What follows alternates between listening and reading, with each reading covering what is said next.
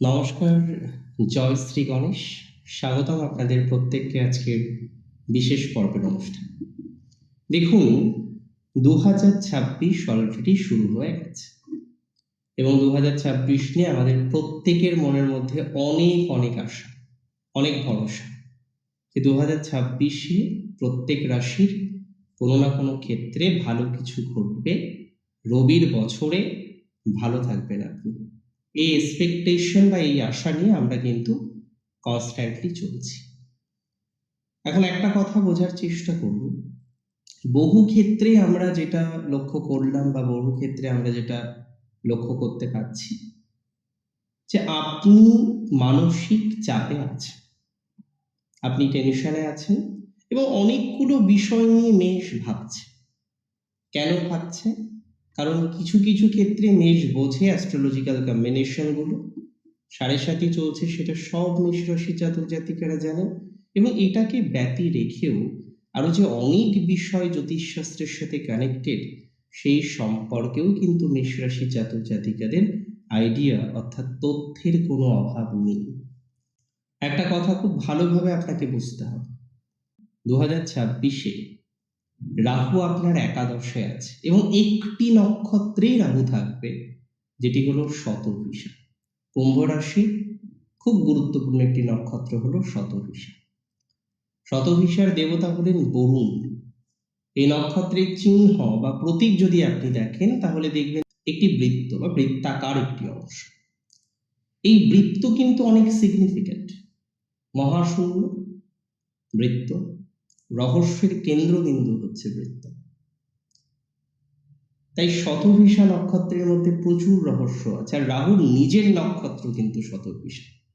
তাহলে এটা ভুলে গেলে চলবে না যে 2026-এ 3রা আগস্ট 2026 পর্যন্ত, একদম 1 জানুয়ারি 2026 থেকে 3 আগস্ট 2026 পর্যন্ত রাহুর স্ট্রং অবস্থান আমরা কিন্তু লক্ষ্য করতে পারি।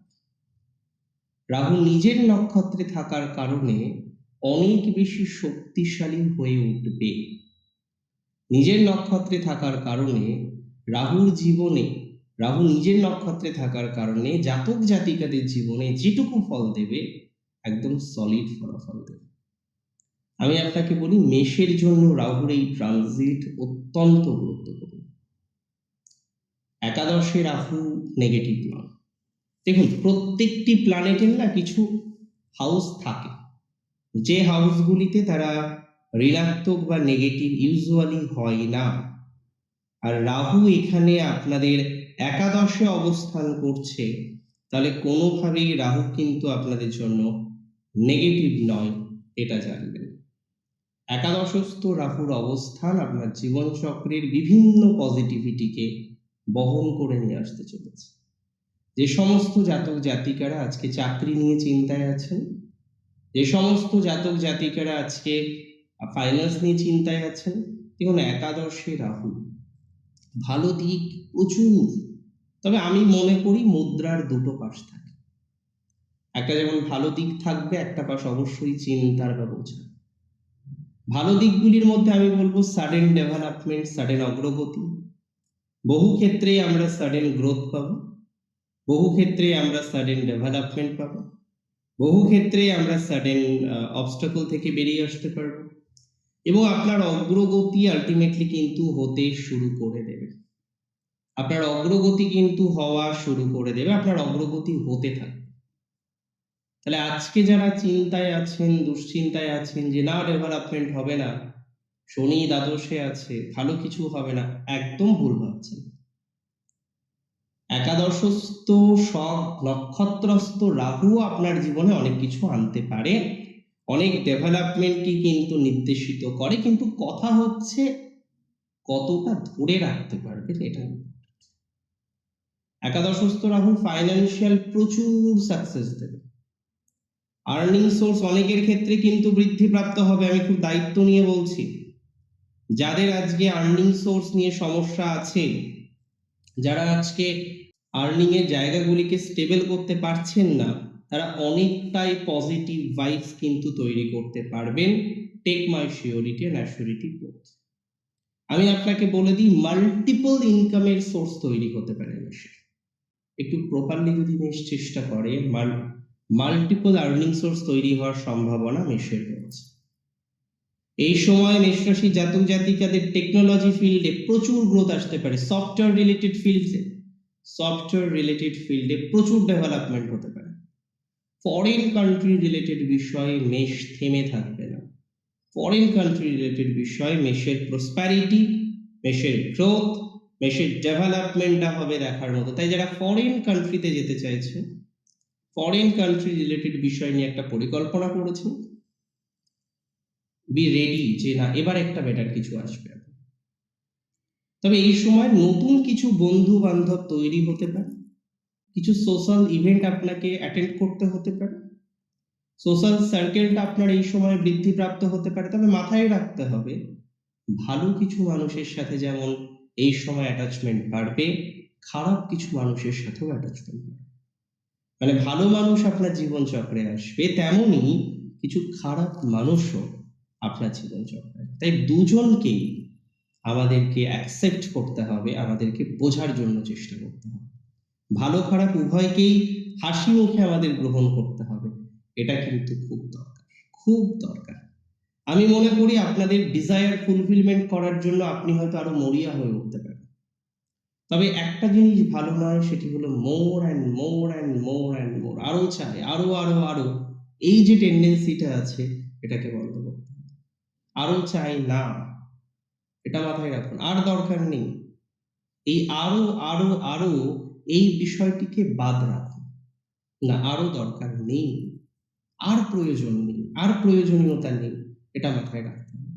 যেটুকু আছে, যেটুকু হচ্ছে ইনাফ, যেটুকু পাচ্ছেন ইনাফ, কম নয়।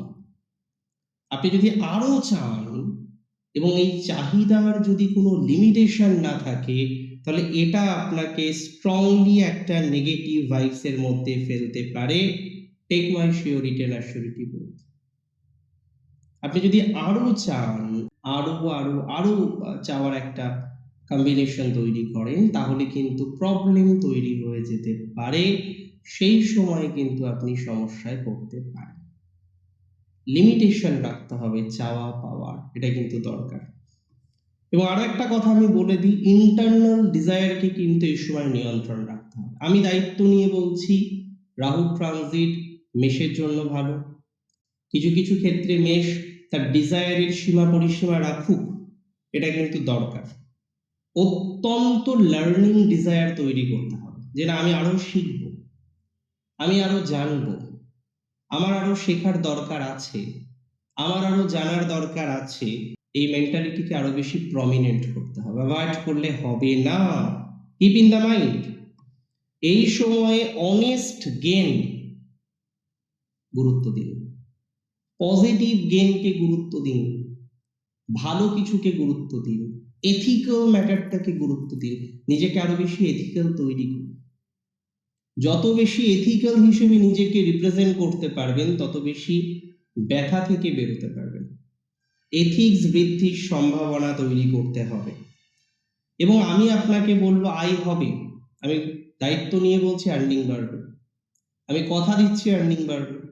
মাল্টিপল সোর্সে আর্নিং বাড়তে পারে, বাট চ্যারিটি করতে হবে আপনাকে, সোশ্যাল কাজে ইন্টারফেয়ার করতে হবে। যারা টেকনিক্যাল লাইনে আছেন, আইটিতে আছেন, আমি বলবো লার্নিংটাকে ডেভেলপ করুন, নিজের স্কিলটাকে ডেভেলপমেন্ট করুন, আরো বেশি টেকনিক্যাল রিলেটেড ম্যাটারে কানেক্ট হন, টেকনিক্যাল লার্নিং গুলোকে আরো বেশি ডেভেলপ করুন, চেষ্টা করুন টেকনিক্যাল রিলেটেড বিষয়ে আরেকটু নিজেকে উজ্জীবিত করার। আমি মনে করি তাতে আপনার প্রসপ্যারিটি বা গ্রোথ আরো বেশি বাড়বে। আইটি ফিল্ডে প্রভূত ডেভেলপমেন্ট, আইটিতে যারা চাকরি করেন প্রচুর ডেভেলপমেন্ট পাবেন। এবং এই সময়ে যেটা বোঝার, একটা অনিয়ন্ত্রিত সাকসেসের মধ্যে আপনি পড়তে পারেন, তবে সেটিকে নিয়ন্ত্রিত করাটা যেমন জরুরি, তার সাথে সাথে আরেকটি বিষয় কিন্তু জরুরি। কি বিষয়? নিয়ন্ত্রিত করে, নিয়ন্ত্রণ রেখে পথ চলতে হবে, নিয়ন্ত্রিত রাখতে হবে নিজেকে, নিজের ডিজায়ার গুলোকে, এথিক্যাল থাকতে হবে। অপশন আসুক, কিছু অপশনকে অবশ্যই গ্রহণ করুন। লাইফে প্রসপারিটির জন্য অনেক কিছু করতে হয়, কিছু অপশনকে অবশ্যই অ্যাকসেপ্ট করুন, কিছু অপশনকে অ্যাকসেপ্ট করে পথ চলুন, কোনো সমস্যা নেই তাতে, কিন্তু কোনো কিছু যেন লিমিটলেস না হয়, কোনো কিছু যেন আনএথিক্যাল না হয়, এথিক্স থাকুক, সমস্ত বিষয় নিয়ন্ত্রিত থাকুক। ভালো থাকুন আপনারা প্রত্যেকে, সুস্থ থাকুন। জয় শ্রী গণেশ।